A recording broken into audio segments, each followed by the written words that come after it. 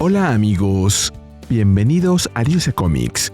Aquí les traigo Absolute Batman número 21 con guión de Scott Snyder y arte de Nick Dragotta. Aquí está la lista de reproducción. Espero que les guste. La historia comienza con Alfred gritándole a Bruce que huya, que no tiene ninguna posibilidad contra esos gigantes de metal. Harley Quinn, quien está con él, comenta que no le parecen tan grandes, pero Alfred le exige que se calle. Mientras tanto, en el campo de batalla, Batman no hace caso a los gritos de Alfred. Delante de él tiene a los 5 Robins, que son realmente gigantescos. Cuando aparecieron en el número anterior, pensé que tenían puestos trajes a los Power Rangers, pero ahora veo que están en full modo Evangelion. Y el Eva de Jason es tan enorme que solo se le ven los pies. Batman parece una hormiga en comparación. Dick le da a Batman 30 segundos para desarmarse y rendirse. Stephanie le pide que no los obliguen a hacerle daño, pero Tim tiene otra opinión. Le suplica a Batman que sí los obligue a hacerle daño. Por su parte, desde su base, Slade Wilson les informa a los Robins que la zona fue evacuada y que Batman no puede salir con vida de ese enfrentamiento. Les ordena derribarlo y les recuerda que es solo un hombre. Tim emite la advertencia final. Las probabilidades están en su contra. Alfred se pregunta por qué Bruce no quiere escuchar. Harley Quinn le responde que sí está escuchando, pero no a él. Está escuchando a Batman. En ese momento, se escucha un golpe seco y metálico. Batman pone en marcha su respuesta. Les advierte a los Robins que son ellos quienes tienen las probabilidades en su contra. Mientras porta en una mano su hacha y en la otra una especie de garfio que sujeta con su capa, que ahora le cubre todo el brazo izquierdo. Sé que siempre lo digo, pero esa capa es verdaderamente increíble.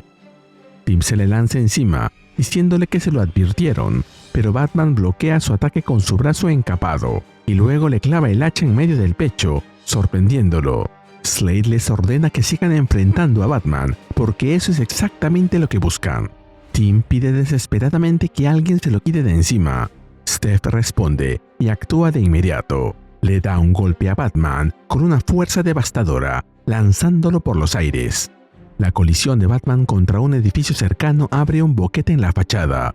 Doug activa el modo de búsqueda y recuperación, pero Dick le comunica que el golpe de Steph probablemente le rompió todos los huesos del cuerpo.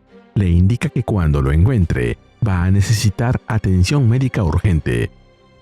De pronto, Batman sale del edificio con un gran salto. Doug observa la escena y comenta que se ve bastante sano para ser alguien que acaba de sufrir ese golpe. Dick pregunta a dónde fue Batman y si alguien tiene visual de su posición, sin percatarse de que Batman está aferrado a su robot. Rápidamente se mueve por su superficie, dejando varios dispositivos, y les dice a Alfred y Harley que deben encontrar los puntos débiles de esas máquinas. Slade Wilson se percata de la jugada y le pide a Tim que rastree todas las bandas de señal para descubrir quién está al otro lado de la comunicación de Batman. Mientras tanto, Harley Quinn exclama entusiasmada que lo han logrado, pero Alfred le interrumpe para pedirle silencio, advirtiendo que algo va mal. Slade Wilson les informa a sus Robins que ha identificado que Batman no actúa solo y que tiene un equipo. Le ordena a Jason que ejecute una descarga de espectro completo para cortar la comunicación de Batman de inmediato. Jason, sin perder un segundo, dispara los pulsos electromagnéticos. Batman aprovecha la confusión para saltar y alejarse, pero Jason lo descubre y les avisa a los demás. Doug anuncia que irá en su persecución, mientras lo vemos correteando a Batman en su moto. Alfred piensa que le pidió a Bruce que se retire, que eso es exactamente lo que buscan los enemigos, una pelea pública. Pero los Robins han cortado las comunicaciones entre ellos, así que solo puede observar las imágenes. Reconoce que esa no es su forma habitual de pelear. Agrega haber visto a soldados pelear así antes, cuando ya no se trata del objetivo, cuando ya no se trata de la misión en absoluto. Batman vuelve a utilizar su capa mágica para tenderle una trampa a Doug y plantar púas en el suelo, que Doug no puede esquivar y termina chocando contra ellas. Mientras vemos su moto explotar, Alfred piensa que esa es la forma en que los soldados pelean cuando lo único por lo que se pelea es por liberarse. para dejar salir todo en una explosión catártica: la rabia, la confusión. Cuando el enemigo no es el que se tiene enfrente, sino el que habita dentro de la propia cabeza de uno. Pero esa forma de pelear nunca termina bien. Jason localiza a Batman y, sin vacilar, anuncia que va a abrir fuego. Dick le grita que no lo haga, pero Jason ya ha tomado su decisión. Una ráfaga de disparos impacta contra un edificio, destrozándolo por completo y sepultando a Batman bajo los escombros. Alfred reacciona y le dice a Harley que tienen que sacarlo de ahí. Ella le responde que ya está en ello. Por su parte, Slade Wilson da órdenes a los Robins para que se acerquen y le indica a Jason que, si el cuerpo de Batman sigue moviéndose, vuelva a abrir fuego. Dick le recuerda a Wilson lo que han hecho. Acaban de dejar sin electricidad a un barrio entero y han derribado un edificio. Y luego sale de su robot. Steph le pide a Dick que vuelva a su mecha. Dick le responde que ellos se comprometieron a proteger Ciudad Gótica y le pregunta si eso que tienen delante se parece en algo a esa promesa. Tim le pregunta qué está haciendo. Dick le explica que va a colocar picos de escáner biométrico para confirmar que no quedaba nadie dentro del edificio cuando este cayó, e invita a unirse a él a quien quiera ayudar. Slade Wilson le advierte que esto es una guerra. Le ordena subir de nuevo al mecha y eliminar la amenaza a la seguridad de la ciudad. Insiste en que Batman es un terrorista asesino que busca destruir el hogar de su gente, y añade que, además, tiene a alguien más detrás de él. Alguien que conoce bastante bien. Mientras tanto, Alfred anuncia que tienen la ubicación de Batman y le pregunta a Harley si puede rescatarlo. Ella, sonriendo, le revela un dato curioso sobre los murciélagos. La mayoría permanece con su colonia de por vida, pero algunos son errantes. Se quedan con una colonia por un tiempo, forman vínculos, construyen familias y luego, sin previo aviso, simplemente se marchan y salen por su cuenta. Pero aunque ellos olviden la colonia, esta no los olvida a ellos. Mientras habla, en el cielo, una bandada de drones murciélagos se desplaza bajo la luna, en dirección a la zona de combate. Harley continúa. La colonia recuerda cada llamada como un grupo, así que la colonia puede distinguir al murciélago errante entre 1.000.000 de otros solamente por su llamado. Finalmente, le dice que todo eso se puede resumir en una sola frase. Ya tiene localizado a Batman. Los drones murciélago atacan a los Robins. Jason se queja de que esas cosas están bloqueando sus sensores. Duke, desde el suelo, exclama que lo han herido. Dick les ordena a todos que regresen de inmediato a la base. Alfred, mientras tanto, piensa que la pequeña anarquista, o sea Harley, tiene sus momentos y que hay que reconocérselo. Las comunicaciones se restablecen en el momento en que un dron murciélago levanta a Batman de entre los escombros y se lo lleva volando. Alfred le habla y le dice que estará bien, que ya lo tienen. Sin embargo, tiene la sensación de que él aún no puede oírle. Nos movemos al pasado. Falcone está sentado en la terraza exterior de un local junto a algunos de sus empleados, contando una anécdota sobre Bruce.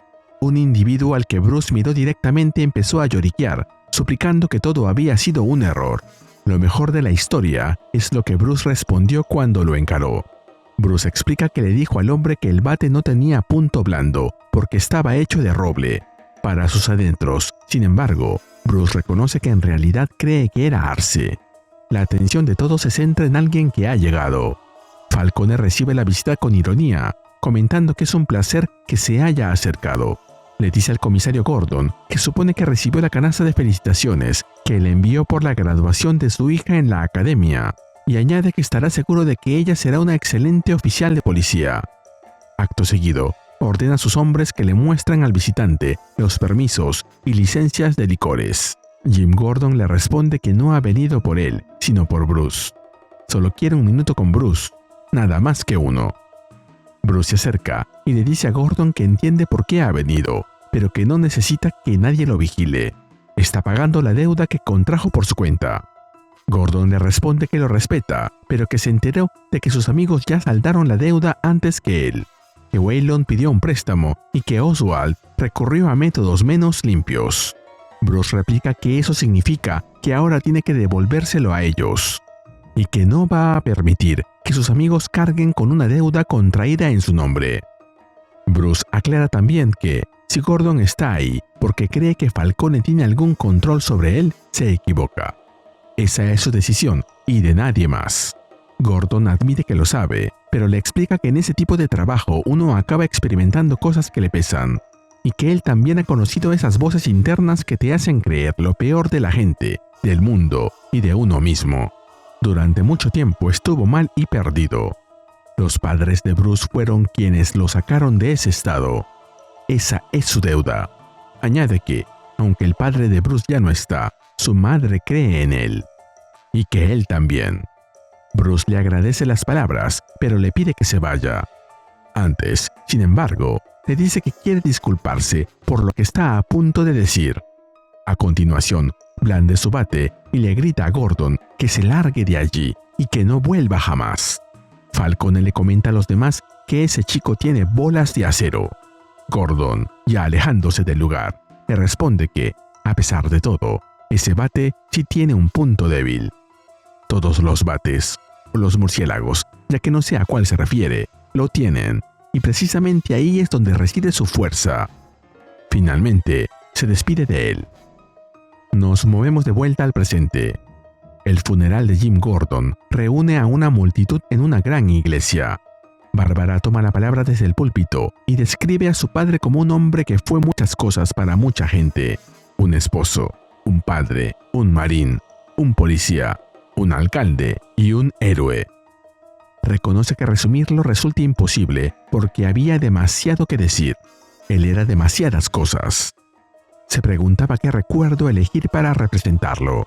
Menciona el día en que su padre le enseñó a nadar, dejándola bucear para recuperar su medalla de honor. También menciona aquella noche en que se quedó despierto con ella estudiando para sus exámenes finales de la universidad.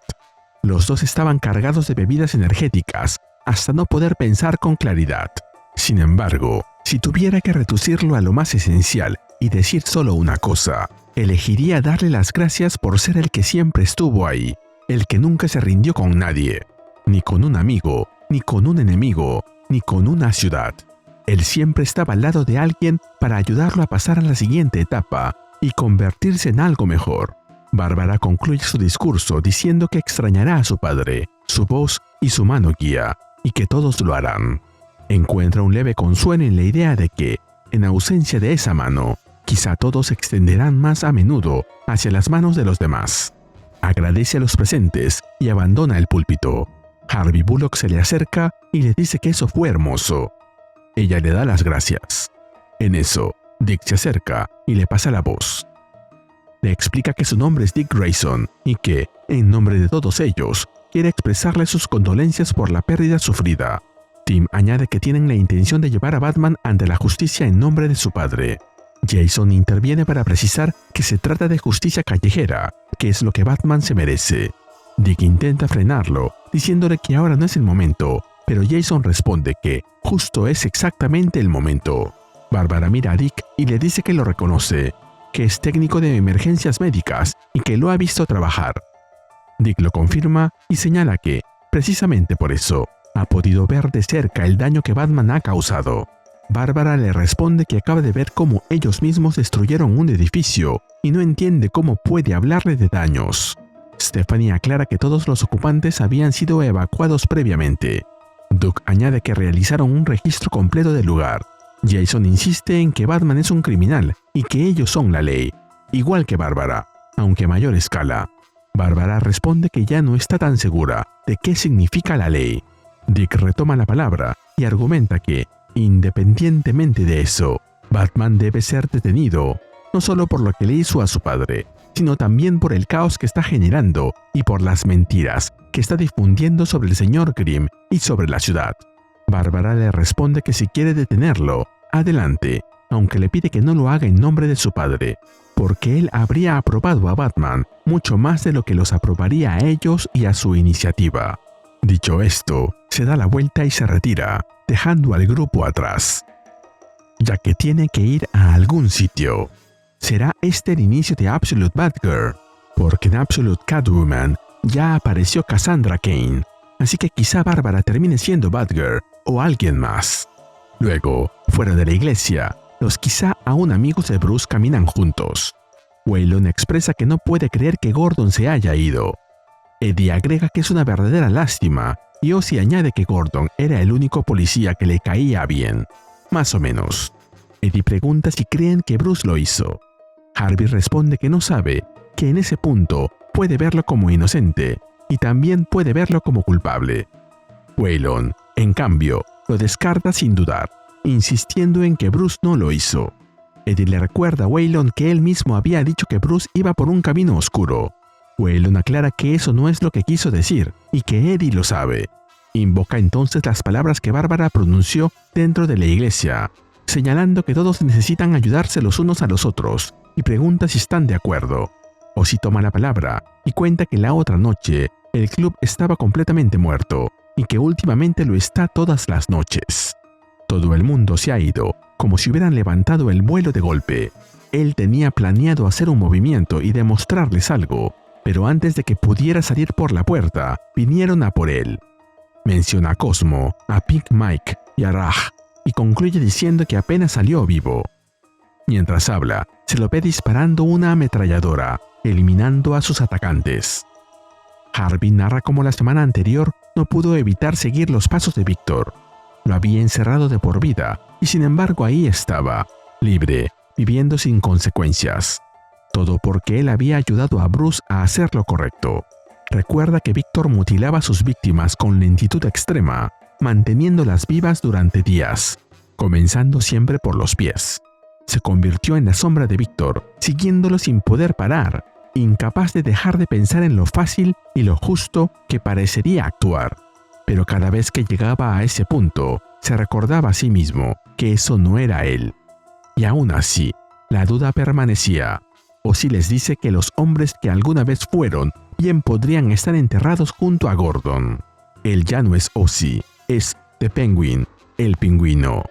Señala que a Harvey lo llaman Two-Face, dos caras, que Eddie no es más que un Riddler, un acertijo, y que a Waylon ya solo lo conocen como Croc, cocodrilo. Supongo que le quitaron lo de Killer porque aún no ha matado. Ozzy concluye que son monstruos y que los monstruos deben ayudarse entre sí. Como comentario, este es el primer número en que los amigos de Batman reciben sus nombres de manera oficial. Y parece que seguirán siendo sus amigos, a duras penas. Waylon le responde a Ozzy que ni él mismo se cree lo que está diciendo. Ozzy atrapa la cadena que Waylon lleva colgando del cuello con una de sus muletas y aparta la piedra amarilla de su cuerpo, haciendo que se transforme nuevamente. Eddie interviene para pedirle que se detenga, pero Waylon le dice a Ozzy que él sigue siendo Ozzy, que Eddie sigue siendo Eddie, que Harvey sigue siendo Harvey, que ellos siguen siendo ellos mismos, y que la única forma de mantenerlo así es ayudándose los unos a los otros. Y eso incluye a Bruce. Nos movemos con Bruce, quien se encuentra en lo alto de una estructura en construcción, a una altura vertiginosa por encima de las nubes. El jefe de obra se dirige a él y le pregunta si está bien ahí, y le grita que solo quería que conociera a algunos inversores.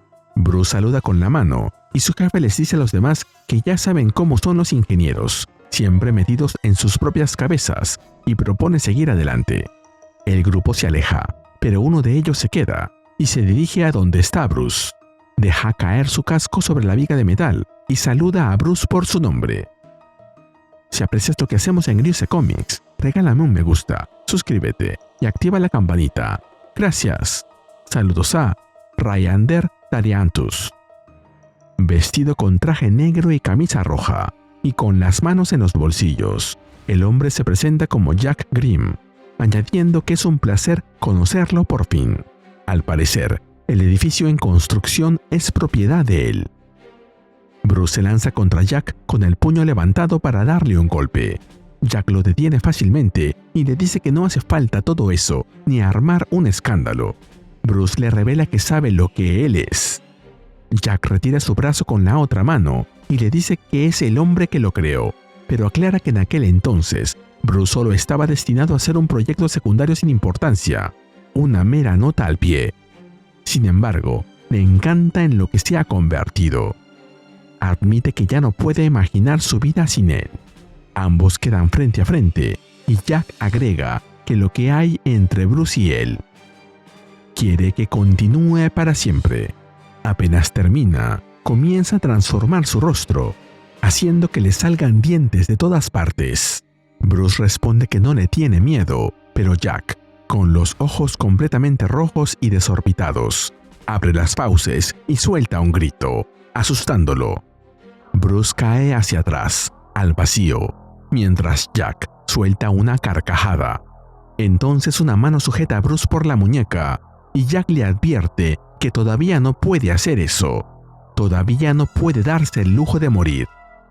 Finalmente, mientras vemos una escena de Arkham, específicamente del nivel 246, dedicado a la transmutación y la plasticidad, y a varias manos dándole forma a algo dentro de un océano de barro, arcilla o algo similar, Jack le dice a Bruce que no puede darse ese lujo antes de ver a Batman alcanzar su máximo potencial. Afirma que, si hay una sola cosa que debe retener de todo lo que le ha dicho hoy, es esta: Bruce no puede acabar con Batman. Ese derecho le corresponde a él, y Batman apenas está empezando. Mientras Jack se aleja, dejando a Bruce sentado en cuclillas, se nos muestra qué es lo que están fabricando en el nivel 246. Una copia de Absolute Batman. ¿Ya adivinaron quién es? Y se nos cuenta que esta historia continuará. Este número es genial y viene cargadísimo, quizá hasta demasiado, porque mete la pelea con los Robins, el funeral de Gordon, todo lo que está pasando con los amigos de Bruce, el momento de Bárbara y, por si faltaba algo, la aparición de Jack Grimm y Absolute Clayface, cara de barro, al final. Hay tantas cosas ocurriendo que algunas escenas pasan muy rápido y me habría gustado que respiraran un poco más. Aún así, todas me interesaron, así que tampoco sentí que el número se hiciera pesado. La pelea contra los Robins es una barbaridad. Se fueron de cabeza al modo anime, con esos mechas gigantes, y Batman enfrentándolos como si no fueran 5 monstruos de metal. Por un momento pensé que Batman tendría su Eva, pero quizá más adelante. Lo más fuerte no es el tamaño de la batalla, sino el estado de Bruce. Alfred lo entiende enseguida. No está peleando para ganar. Está soltando todo lo que lleva dentro. La rabia, la culpa y la confusión. Por eso se ve tan salvaje y también tan roto. Hasta su capa, que lo único que no puede hacer es salvar a Gordon, termina siendo parte de esa forma desesperada de resistir. Los Robins tampoco salen bien parados. Jason está completamente desatado y parece dispuesto a matar sin pensarlo demasiado, mientras Dick empieza a notar que algo no encaja. Cuando tienes que destruir un edificio, dejar un barrio sin electricidad y justificarlo diciendo que proteges Gotham, quizá ya cruzaste una línea bastante obvia. Bárbara se los deja claro en el funeral. Está dolida y no sabe del todo qué pensar sobre Batman, pero tampoco compra su discurso. Y verla defender la memoria de su padre sin dejar que ellos la usen como excusa fue de mis partes favoritas. Me pregunto qué papel tendrá ahora. También me gustó mucho que Ozzy, Harvey, Eddie y Waylon todavía intenten recordarse quiénes son. Están cayendo en sus peores versiones, sí, pero Waylon insiste en que siguen siendo ellos mismos. Bruce los necesita y ellos también lo necesitan a él. Esto me hizo pensar en lo que dijo Harley Quinn cuando organizó el heroico rescate de Batman. Eso de que la colonia nunca olvida al murciélago que los abandonó.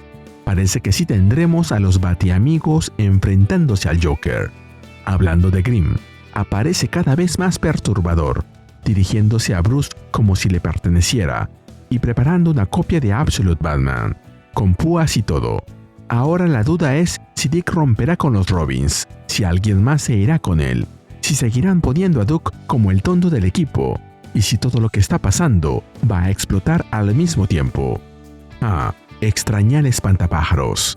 Espero verlo en el siguiente número. Y así llegamos al final de este video. ¿Qué te pareció este número? Dímelo en los comentarios y mandaré saludos en el siguiente video de Ariuse Comics. Nos vemos allí.